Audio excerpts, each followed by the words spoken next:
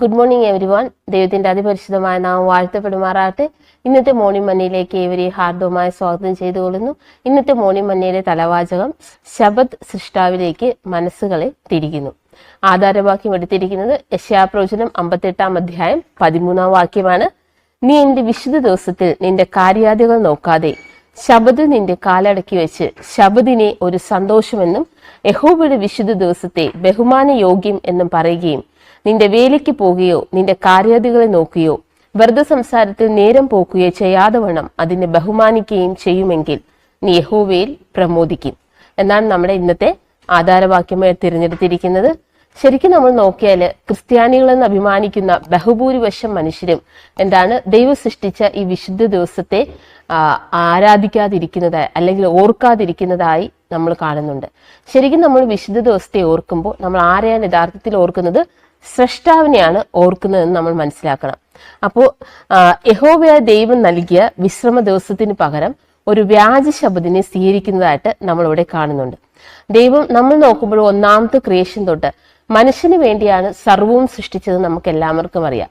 അത് സൂര്യനായിരുന്നാലും ചന്ദ്രനായിരുന്നാലും നക്ഷത്രമായിരുന്നാലും വെള്ളമായിരുന്നാലും വായുവായിരുന്നാലും അങ്ങനെ ഭൂമിയിൽ കാണുന്ന സകല ജീവജാലങ്ങളും എല്ലാം മനുഷ്യന് വേണ്ടി ദൈവം സൃഷ്ടിച്ച് നൽകിയതാണ്. അപ്പൊ 7-ാം ദിവസമായ വിശുദ്ധ ശബത്തും ദൈവം മനുഷ്യന് വേണ്ടി തന്നെ സൃഷ്ടിച്ച് നൽകിയതായിട്ട് നമ്മൾ കാണുന്നുണ്ട്. അപ്പോൾ നമ്മൾ യഥാർത്ഥത്തിൽ ബൈബിൾ നോക്കി വരുമ്പോൾ ദൈവം ഒന്നാം ദിവസം തൊട്ട് 6-ാം ദിവസം വരെ ദൈവം ചെയ്ത സകല സൃഷ്ടികളും ആർക്ക് വേണ്ടിയുള്ളതാണ്? മനുഷ്യന് വേണ്ടിയുള്ളതാണ്. അങ്ങനെയാണെങ്കിൽ ദൈവത്തിന്റെ 7-ാം ദിവസമായ വിശുദ്ധ ശബത്തും ആർക്ക് വേണ്ടിയുള്ളതാണ്? മനുഷ്യന് വേണ്ടിയുള്ളതാണെന്ന് നമ്മൾ തിരിച്ചറിയുന്നു ഇല്ലേ? ശരിക്കും നമ്മൾ നോക്കുമ്പോൾ 6 ദിവസം 1 മുതൽ 6 ദിവസം അധ്വാനിച്ചതിന് ശേഷം 7-ാമത്തെ ദിവസം വിശ്രമിക്കുന്നു അല്ലെ? ഒരു ദിവസത്തിന്റെ രാവിലെ തൊട്ട് വൈകിട്ട് വരെ അധ്വാനിച്ചതിന് ശേഷം രാത്രി വിശ്രമിക്കുന്നു. അപ്പൊ നമ്മൾ ഈ സിസ്റ്റം നോക്കുമ്പോൾ ജോലിക്ക് ശേഷമാണ് എപ്പോഴും ഒരു വ്യക്തി വിശ്രമിക്കുന്നത്. അപ്പോൾ ദൈവവും ദൈവത്തിന്റെ സൃഷ്ടികളുടെ പൂർത്തീകരണത്തിന് ശേഷമാണ് വിശ്രമിച്ചത്. അപ്പൊ ദൈവം മനുഷ്യരോട് ആവശ്യപ്പെട്ടതും 1-ാം ദിവസം തൊട്ട് 6-ാം ദിവസം വരെ ജോലി ചെയ്തതിന് ശേഷം 7-ാം ദിവസം വിശ്രമിക്കാനാണെന്ന് മനസ്സിലാക്കുന്നുണ്ട്.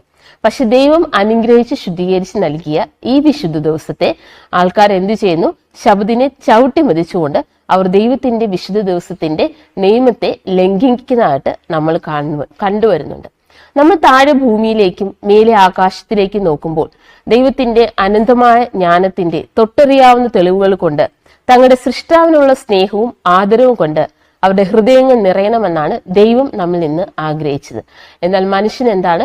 1-ാം ദിവസത്തിൽ വിശ്രമിച്ചുകൊണ്ട് ബാക്കി 6 ദിവസവും ജോലി ചെയ്യുന്നതായിട്ടുള്ള ഒരവസ്ഥയാണ് ഇന്ന് ലോകത്തില് കണ്ടുവരുന്നത്. അതെങ്ങനെ ബഹുമാനിക്കണമെന്നുകൂടെ ദൈവം നമ്മോട് ആവശ്യപ്പെട്ടിരുന്നു. നമ്മൾ അന്നത്തെ വിശുദ്ധ ദിവസത്തിൽ 7-ാമത്തെ വിശുദ്ധ ദിവസത്തിൽ നിന്റെ കാര്യാദികൾ ഒന്നും നോക്കാതെ മനുഷ്യരുടെ യാതൊരു ജോലിയും നോക്കാതെ ശബത്തിൽ നമ്മൾ കാലടക്കി വെച്ച് ശബത്തിന് നമ്മളൊരു സന്തോഷ ദിവസം എന്ന് പറയുകയും യഹോവയുടെ വിശുദ്ധ ദിവസത്തെ ബഹുമാന യോഗ്യം എന്ന് പറയുകയും അങ്ങനെ നമ്മുടെ കാര്യാദികളൊന്നും തന്നെ നമ്മുടേതായ ഒരു ജോലികളും ചെയ്യാതെ എന്ത് ചെയ്യണം? ചെയ്യാതെ മാത്രമല്ല വെറുതെ സംസാരത്തിൽ നേരം പോക്കാതെയും ദൈവത്തോടൊപ്പം വിശ്രമിച്ചുകൊണ്ട് സമയം ചെലവഴിക്കണമെന്നാണ് ഈ വാക്യം നമ്മെ ഓർമ്മപ്പെടുത്തുന്നത്. ശരിക്കും എന്താണ്? സൃഷ്ടാവിന്റെ പ്രവൃത്തിയുടെ ഒരു സ്മാരകം എന്ന നിലയിൽ തന്നെയാണ് ശബത്ത് സ്ഥാപിക്കപ്പെട്ടതെന്നും നമ്മൾ മനസ്സിലാക്കുന്നു അല്ലെ? ശരിക്കും നമ്മൾ നോക്കുമ്പോൾ പുറജാതികളെല്ലാം മരവും കല്ലും സൂര്യനും മൃഗങ്ങളും ഒക്കെ ആരാധിച്ചു വരുന്നതായിട്ട് നമ്മൾ കണ്ടുവരുന്നു. ശരിക്കും മരവും കല്ലും മൃഗങ്ങളും സൂര്യനും എല്ലാം ആരുടെ സൃഷ്ടിയാണ്? ദൈവത്തിന്റെ സൃഷ്ടിയാണ്.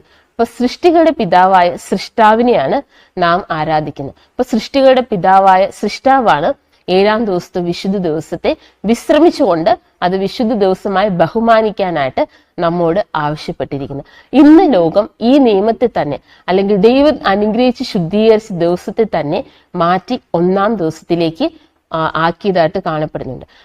ഇന്നത്തെ ഭൂരിഭാഗം ലോകത്തിലെ മനുഷ്യരും ഇന്നത്തെ ഭൂരിഭാഗം മനുഷ്യരും എന്ത് ചെയ്യുന്നു?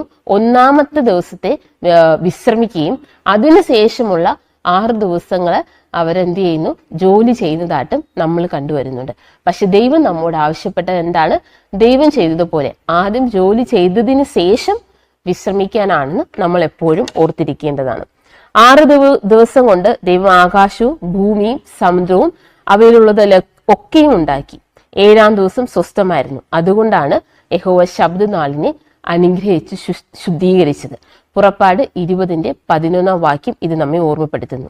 സൃഷ്ടാവിന്റെ മഹത്വത്തെ പ്രഖ്യാപിക്കുന്ന ആകാശത്തിൽ സൂര്യൻ അതിന്റെ ശക്തിയോട് പ്രകാശിക്കുന്നു. സൃഷ്ടിക്കപ്പെട്ട സകലതിനും അത് ജീവനും സൗന്ദര്യവും നൽകുന്നു. ചന്ദ്രനും നക്ഷത്രങ്ങളും ദൈവകരങ്ങളുടെ പ്രവൃത്തികളാണെന്ന് നമ്മൾ ഓർത്തിരിക്കണം. ഇവയെല്ലാം നാം ആരാധിക്കുന്ന ദൈവത്തിന്റെ ശ്രേഷ്ഠതയെ കാണിക്കുകയും ചെയ്യുന്നു. അവിടെ നിന്നാണ് ഭൂമിയെയും ആകാശത്തെയും ഉളവാക്കിയതെന്ന് ദൈവം ഇതിലൂടെയെല്ലാം വിളിച്ചോതുകയാണ്. അപ്പോൾ ദൈവത്തിന്റെ വിശുദ്ധ ദിവസത്തെ, 7-ാം ദിവസമായ വിശുദ്ധ ദിവസത്തെ വിശുദ്ധമായി ആരാധിക്കുമ്പോൾ നമ്മൾ സൃഷ്ടാവിന്റെ സൃഷ്ടികളെയൊക്കെ നമ്മൾ അന്ന് ഓർക്കുന്നുണ്ട് അല്ലെ. ഈ എല്ലാം സൃഷ്ടിച്ചത് ദൈവമാണെന്ന അത് അംഗീകരിച്ചുകൊണ്ട് സൃഷ്ടാവിനെ അംഗീകരിക്കുന്നതായിട്ട് കാണുന്നുണ്ട്. ഇപ്പൊ ലോകത്തിലുള്ള എല്ലാവരും ഇത് ചെയ്തു വന്നിരുന്നുവെങ്കിൽ ഇന്ന് നിരീശ്വരവാദികൾ എന്ന് പറയുന്ന ഒരു കൂട്ടർ തന്നെ ഈ ഭൂലോകത്തിൽ ഉണ്ടായിരിക്കുമായിരുന്നില്ല. കാരണം എന്താണ്? ഈ സൃഷ്ടികളെല്ലാം നോക്കി ദൈവത്തെ ഓർത്ത് ആ സൃഷ്ടാവ് തന്ന വിശുദ്ധ ദിവസത്തെ ആരാധിച്ചിരുന്നുവെങ്കിൽ, അന്നൊരു ദിവസം വിശ്രമമായി എടുത്തിരുന്നുവെങ്കിൽ എല്ലാവരും സൃഷ്ടാവിനെ ഒരുപോലെ അംഗീകരിക്കുകയും ചെയ്യുമായിരുന്നു. അപ്പൊ ദൈവം തന്ന വിശുദ്ധ ശബ്ദനെ നമ്മൾ ആരാധിക്കുന്നതോടൊപ്പം സൃഷ്ടാവിനെ അംഗീകരിക്കുകയും ചെയ്യുന്നുണ്ട്. ഈ നമ്മൾ കേട്ട ഈ മോർണിംഗ് മഞ്ഞയിലൂടെ തന്നെ ശബ്ദിനെ വിശുദ്ധമായി എങ്ങനെ ആചരിക്കണമെന്നൂടെ കേട്ട് ഇതനുസരിച്ച് നമ്മുടെ ജീവിതത്തെ പുതുക്കേണ്ടതിന് ദൈവം നമ്മെ സഹായിക്കുമാറാകട്ടെ. നമുക്കൊരു നിമിഷം പ്രാർത്ഥിക്കാം. മഹോന്നതൽ വാസം ചെയ്യുന്ന ദൈവമേ, തിരുനാമം വാഴ്ത്തപ്പെടുമാറാകട്ടെ. സ്വർഗാസുരങ്ങൾ അധിവസിക്കുന്നവനെ അങ്ങയുടെ നാം വാഴ്ത്തപ്പെടുമാറാകട്ടെ. ഈ നല്ല ദിവസം നന്ദി അർപ്പിക്കുന്നു കർത്താവേ. ഞങ്ങൾക്ക് ഇന്നൊരു പ്രഭാതം കാണുവാൻ അവിടെ നിന്ന് അനുവാദം തന്നിരിക്കാൻ നന്ദി അർപ്പിക്കുന്നു കർത്താവേ. ഇന്ന് ഞങ്ങൾ ചെയ്തു വരുന്ന എല്ലാ കാര്യാദികളും ദൈവനാമഹത്വത്തിനായി ചെയ്യേണ്ടതിന് പരിശുദ്ധാത്മാവിനാൽ ഞങ്ങൾ നയിക്കുമാറാകണമേ എന്ന് പ്രാർത്ഥിക്കുന്നു കർത്താവേ. പാപം ചെയ്യാതെ ഞങ്ങളുടെ ഹൃദയത്തെയും ഞങ്ങളെ അവിടെ നിന്ന് സംരക്ഷിച്ചു കൊള്ളുമാറാകണമേ എന്ന് പ്രാർത്ഥിക്കുന്നു കർത്താവേ. അതുപോലെ തന്നെ കർത്താവേ, ദൈവനാമഹത്വത്തിനുള്ള കാര്യങ്ങൾ ചെയ്ത് ജീവിക്കേണ്ടതിന് ദിനം പ്രതി ഞങ്ങൾ അവിടെ നിന്ന് ഒരുക്കുമാറാകണമെന്ന് യേശുവിന്റെ നാമത്തിൽ താഴ്മയെ ആശിക്കുന്നു. പ്രാർത്ഥന കേട്ട് അനുഗ്രഹിക്കണം പ്രിയ പിതാവേ. ആമേൻ.